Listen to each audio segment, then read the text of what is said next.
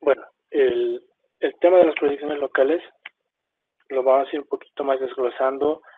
Tal vez no todos han hecho este tipo de levantamiento, pero tal vez ese sería el ejemplo más básico o uno de los ejemplos tal vez más claros que se les pueda plantear. ¿Cómo es que hay la diferencia de la proyección UTM, la más usada, la que actualmente se la está aplicando, con una proyección local, ¿no? ¿Qué es lo que pasa? Vamos a suponer este ejercicio, ¿ya? Vemos aquí la estación total, ¿ya? Y un prisma. Se pretende determinar las coordenadas de este punto, ¿ya? Y obviamente la estación total en su funcionamiento va a determinar las coordenadas mediante distancias y ángulos, ¿ya? Entonces, este punto está a 1000 metros, ¿no? Es decir, la distancia que se ha medido en ese momento con el EDM, ya, o con la estación total, es de 1000 metros, ¿no? Vamos a suponer hipotéticamente que hay 1000 metros exactamente, la distancia horizontal, ¿no? Esto en el terreno. Este gráfico representa el terreno de este lado. Pero esos 1000 metros no se van a reflejar de la misma manera si nosotros lo vamos a ir llevando a la proyección UTM. ¿Qué quiere decir? La proyección UTM que está aquí, en un gráfico de perfil, que lo que vemos aquí está el elipsoide, ¿ya? Es la superficie topográfica. El plano UTM está aquí debajo del elipsoide, entonces esta distancia proyectada no es la misma. Es decir, cuando yo proyecto mis coordenadas al sistema de coordenadas UTM, ya hay una compresión, ¿no? Hay una compresión. En este caso, vamos a suponer que es de 999.568 metros. Ya hay una diferencia, ¿ya? Esto sucede. Tal vez alguien ha llegado a observar esta misma situación, o tal vez alguien no se da cuenta todavía que sucede, pero pueden hacer la prueba. Ahí les dejo el criterio abierto, ¿no? Es decir, aquí en la estación total, para hacer una medición, no tendrían que tener vectores de escala. Estos se ponen uno, miden la distancia real que estamos obteniendo, pero después ya llevándolo a un plano UTM ya tendría que haber algunas diferencias. Bueno, es la idea. Entonces, para hacer esa compensación se tendría que calcular un factor de escala combinado, ¿no? Esto es, bueno, es un tema largo de factores de escala puntuales, factores de escala por altura y todo eso para obtener este factor de escala final, ¿no? Entonces se realiza el levantamiento, ¿ya? Y en UTM, si nosotros no queremos tener esa deformación y, bueno, tenemos que considerarla para realizar tal vez un replanteo. En el caso del replanteo tenemos que compensar mediante el factor de escala que se ingresa a la estación total, ¿no? ¿Esto por qué? Fíjense, aquí vemos diferentes planos donde se va reflejando nuestro trabajo, ¿no? Nuestro trabajo donde nosotros nos vamos a desenvolver es en el plano local, ¿no? Aquí en la superficie. Pero de forma matemática está dibujada el elipsoide, el plano del ETM, que les mostré anteriormente que sería similar al UTM, solamente que el factor de escala ahí varía, ¿no? Y ahí se va teniendo diferentes distancias, la distancia geodésica, que es la sobre el elipsoide, la distancia topográfica, la que estamos en teoría, bueno, en práctica midiendo, la que se va a derivar hacia la distancia cartográfica, ¿no? Entonces, para obtener esta relación de distancias, esta transformación o compensación que tendríamos que hacer entre diferentes superficies, utilizamos el factor de escala, ¿no? Entonces, ahí ya se compensa este valor por la situación de donde estamos. Este gráfico, a los que tal vez hayan buscado información en el TMPTL y todo eso de coordenadas locales, es la mejor representación de por qué las diferencias hay en diferentes superficies, ¿ya? Y van adelante, van a ver otros gráficos similares. Bueno, entonces, yo tengo mi distancia medida de 1000 metros, aplico un factor de escala combinado. Este es un ejemplo en que ya he calculado el factor de escala. y tengo que hacer una conversión o una, bueno, la aplicación del factor de escala, lo multiplico 1000 por el valor que está aquí, y la distancia cartográfica, es decir, ya la distancia en UTM, sería esta, ¿no?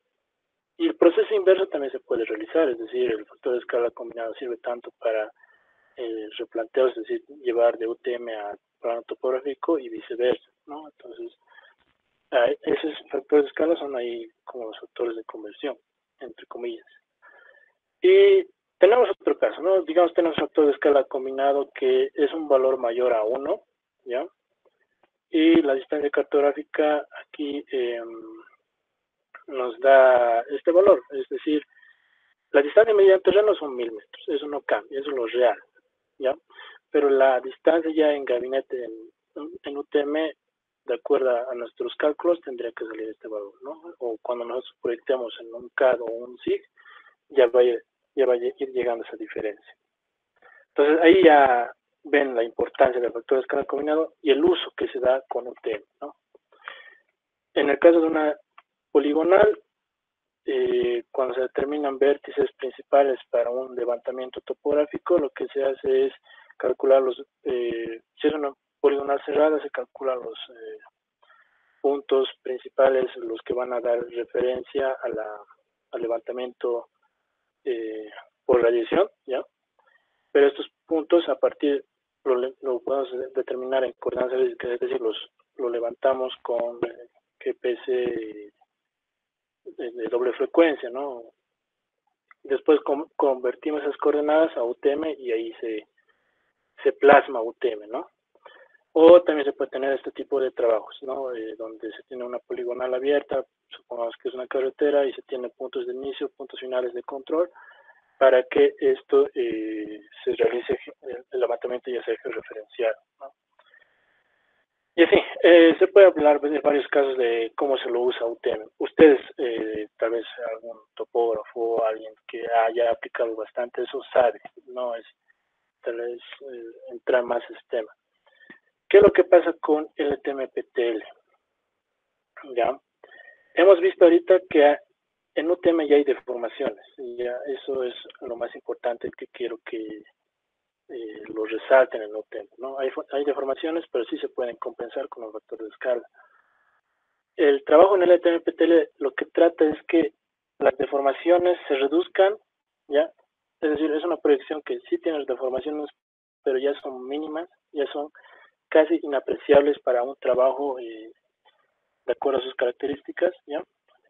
Y estas deformaciones, ¿cómo se pueden graficar? Este es un gráfico de deformación versus altura, ¿no? Es más que todo para cómo es el comportamiento de la deformación de un PTL de acuerdo a la altura.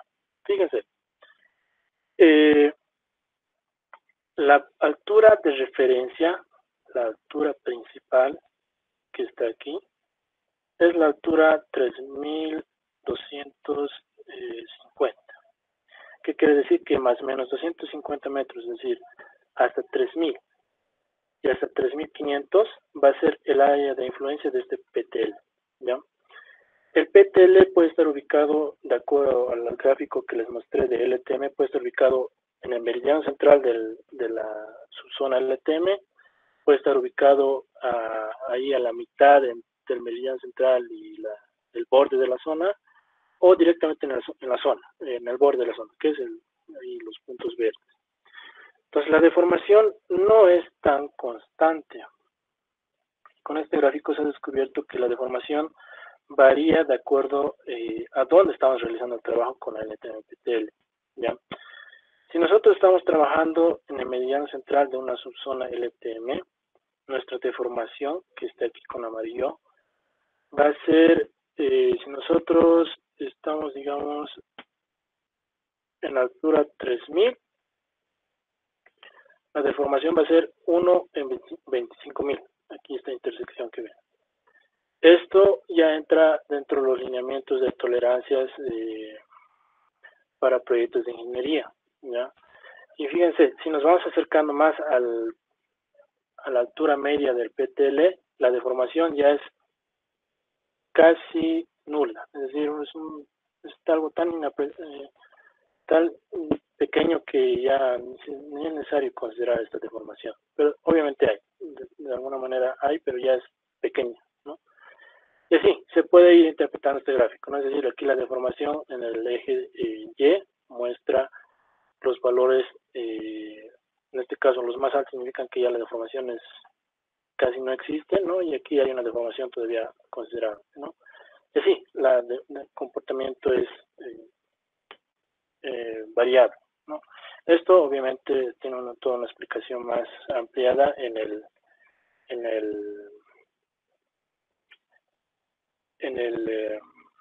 ¿qué les digo? En el trabajo de grado, pero solamente es una explicación breve, ¿no? Bueno, entonces, cuando ya estamos usando el LTMPTL, el factor de escala ya se vuelve 1, ¿no? Es decir, ya no tenemos que calcular nada, solamente lo dejamos por defecto 1. Obviamente el plano PTL en nuestro trabajo ya está ubicado aquí, ¿no? Entonces, nosotros ya en nuestro levantamiento puede abarcar toda esta área en altura, ¿no? O sea, el área de influencia de nuestro proyecto está, digamos, en la cota 3.300 a 3.400, todo está dentro de este PTL, ¿ya? Y las deformaciones no son tan importantes como en UTM, entonces ya se considera como una proyección local que está funcionando bien para lo que necesitamos, ¿no? ¿Cómo nosotros plasmamos este LTM-PTL? De forma simple. Al igual que en UTM, nosotros determinamos vértices geodésicos con estas antenas GPS doble frecuencia, ¿no? Que nos va a dar una predicción al milímetro. Pero en este caso la conversión a la proyección lo hacemos directamente en el software, digamos en Leica GeoOffice o en Trimble Business Center o en otro programa que ustedes realicen para hacer sesionamiento GPS. Directamente lo podemos configurar la proyección en LTM-PTL, cosa que en las coordenadas este-norte ya salen en LTM-PTL, ¿no? Entonces ya es más fácil desde ahí el uso o su aplicación, ¿ya? No es que hay que hacer cálculos manuales y todo un lío, ¿no? Eso les voy a mostrar más adelante cómo se puede implementar en un SIG, todo eso.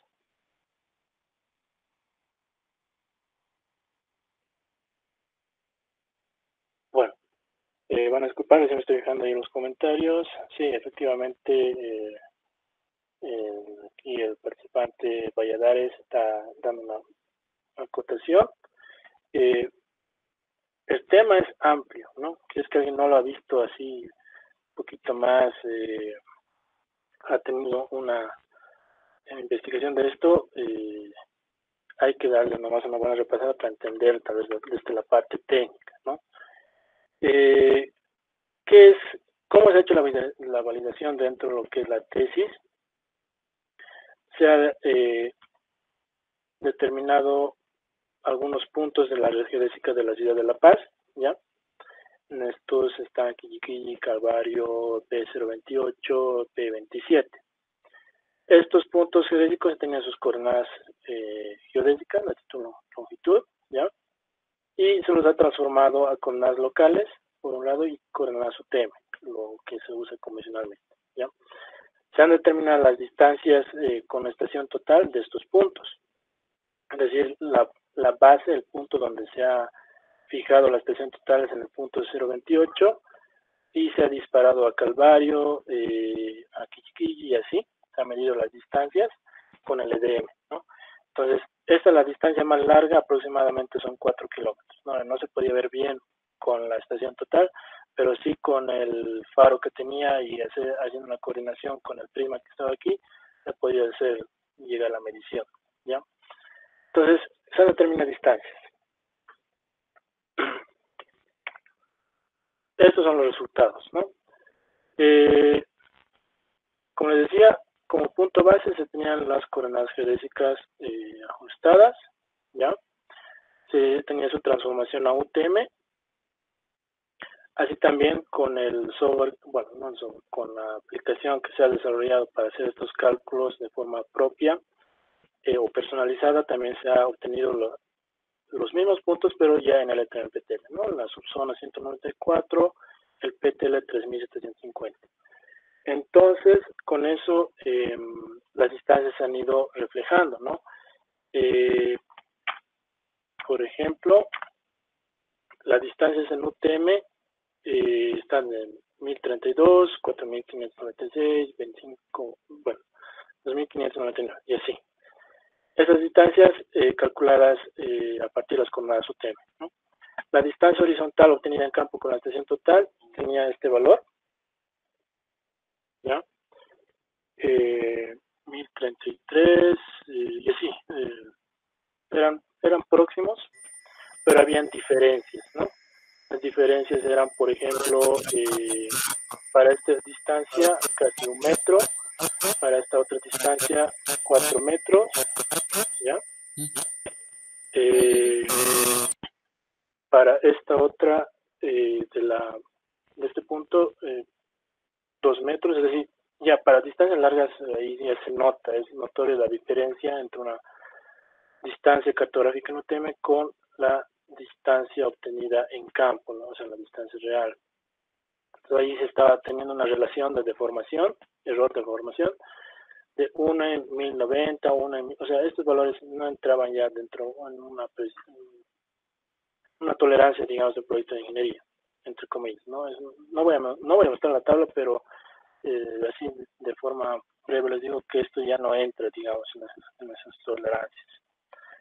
¿Qué es lo que pasa aquí? Con coordenadas LTM-PTL, lo que se obtiene las distancias cartográficas medidas a partir de estos valores son muy similares a las distancias reales obtenidas en campo. ¿Cuáles son las diferencias? 2 centímetros, 3 centímetros, 4 centímetros, ¿no? Tal vez aquí ha pasado algo, pero está dentro de los rangos que las deformaciones nos estaban dando aquí los valores, ¿no? Uno en 53.000, uno en 163, o sea, aquí ya la diferencia entre una distancia cartográfica y una distancia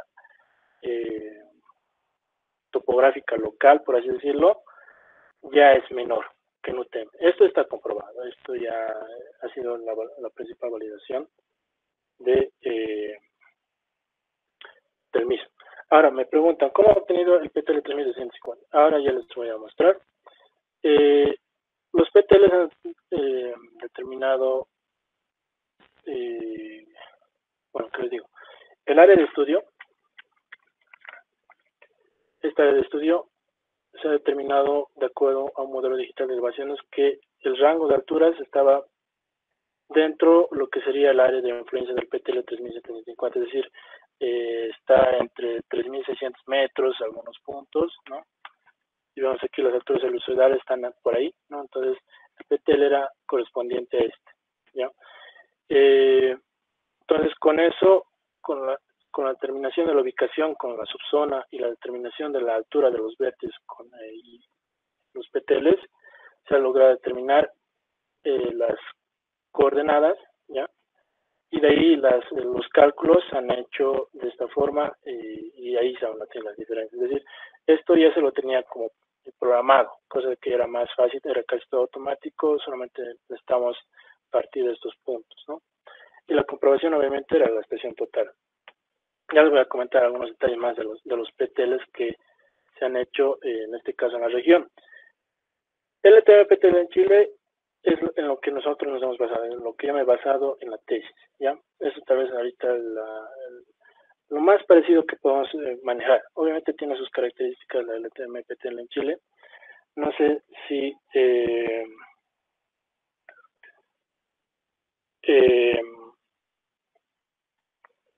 si hay alguien de Chile, ¿ya? Si es que alguien ha trabajado con eso o alguien tiene alguna experiencia. No sé si entre todos los conectados hay alguien que trabaja con esto.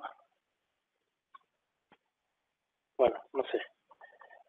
Bueno, la idea es que en Chile se ha implementado de acuerdo al manual de carreteras un proyecto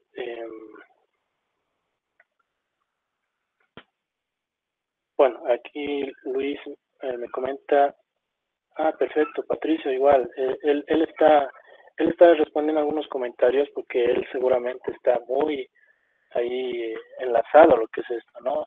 Luis dice igual en minería.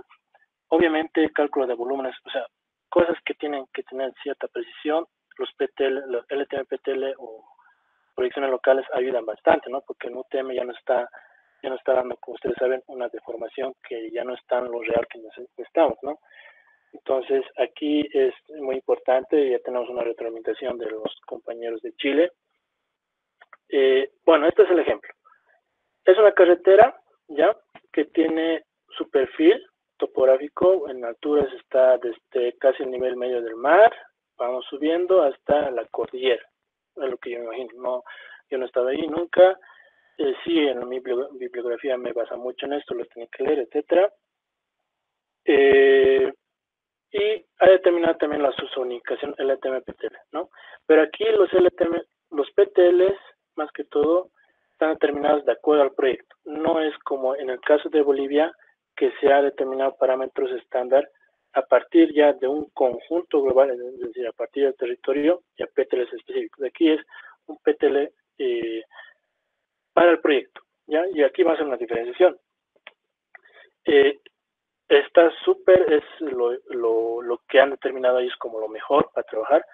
Pero en el caso de Bolivia hemos visto, a ver, cuál es la idea de tener un parámetro normalizado para todo un territorio, es que no vamos a llegar tal vez a tener muchos PTLs que para cada proyecto pueden generarse cientos de PTLs, ¿no? Entonces ya consultar un informe técnico tal vez se puede ser más complicado en la parte práctica, ¿no? Es decir, definir un PTL en la parte práctica así por así, era mejor regirnos, digamos, a un estándar más nacional. Eso es lo que era nuestra idea, ¿no?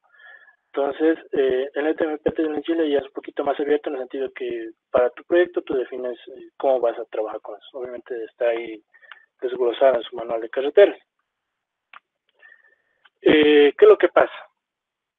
Por ejemplo, han definido 6 PTLs porque se tenía esta diferencia de altura, es decir, la carretera variaba desde los 600 metros sobre el nivel del mar hasta los 2.700, ¿no? Como ejemplo, ¿ya? Y ahí tenían sus rangos, ¿no? En este caso es más o menos 300 metros, es decir, el PTL principal es el 600, pero hacia abajo tienes 300, hacia arriba tienes otros 300, entonces ahí suman los 900, ¿no? Entonces ahí va, de forma continua, ya se van sumando los intervalos, ¿no? Y ahí tienen, ¿no? La carretera tenía hasta el kilómetro 65, influía el PTL1, y hasta el kilómetro 92 era el PTL2, y ahí tenían cuál era la longitud de cada tramo de la carretera para ese PTL, ¿no? Entonces, los usos o subzonas LTM estaban determinadas allá. Para PTL1 y 2, la LTM1 abarca esos dos, ¿no?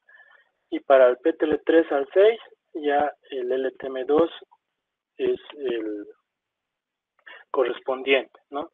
Entonces ahí ya se han determinado varias consideraciones. La información que busca de Chile es, como les digo, es amplia, tienen varias tesis relacionadas a la aplicación del LTM-PTL. Lo han presentado inclusive en CIRGAS. Me comentan aquí los compañeros que han hecho minería y todo eso. Entonces, se está aplicando. No es que, bueno, haciendo una actualización, está vigente, ¿no? Y bueno, lo que puede encontrar, una de las últimas publicaciones que puede encontrar así buscando el navegador de forma rápida, es que bueno, este proyecto no sé si se estará ejecutando o ya se habrá terminado, pero por ejemplo los TDRs de este proyecto para la extensión de las líneas del metro de Santiago, está en Chile, se está planteando que se incluya la transformación de coordenadas W84, es decir, latitud y longitud geodésicas, a UTM y también PTL, ¿no? Entonces ahí lo que yo les he mostrado anteriormente ya tiene cierta relación con esto, porque al final ellos les interesa tener tanto en UTM como en PTL, ¿no? Y así saben todo ese trabajo para control de calidad, supervisión, etcétera, ¿no? Pero ahí está. Esa es la forma que actualmente le están aplicando y tiene vigencia. Bueno, no quiero extenderme más. Vamos a pasar al caso de Brasil. En el caso de Brasil se lo determina PTL, ¿no? Solamente, ¿ya? Aquí lo que se ha consultado es la norma NBR 14166 para la red de referencia del catastro, ¿ya? El municipal, ¿ya? Entonces ahí es un manual que determina cómo se va a trabajar, en los cuales incluye que se tiene que trabajar con PTL, ¿no? El área de influencia de este PTL, que es un poco ya diferente al tema de PTL que mencionaba, es que a partir del punto el punto central del proyecto, es decir, van a definir un punto de partida para todo el proyecto, es que se tiene cierto radio de área de influencia, ¿no? Más o menos 50 kilómetros, 100, sí, creo que de radio era 70, a lo que vi en otro lado, ¿no? Entonces, ahí de lado se puede tener estos 100 kilómetros máximo. ¿Qué quiere decir? Que mejor si tú trabajas aquí dentro, porque si trabajas más allá, es decir, si tu área de trabajo se va extendiendo más allá, la deformación que tiene un PTL ya se va notando más, entonces UTM ya no es, bueno, este PTL ya es muy parecido al UTM, entonces aquí el PTL tiene cierta restricción de acuerdo a su área de influencia, ¿no? Eso es lo interesante de Brasil, que ahí sí se sigue trabajando.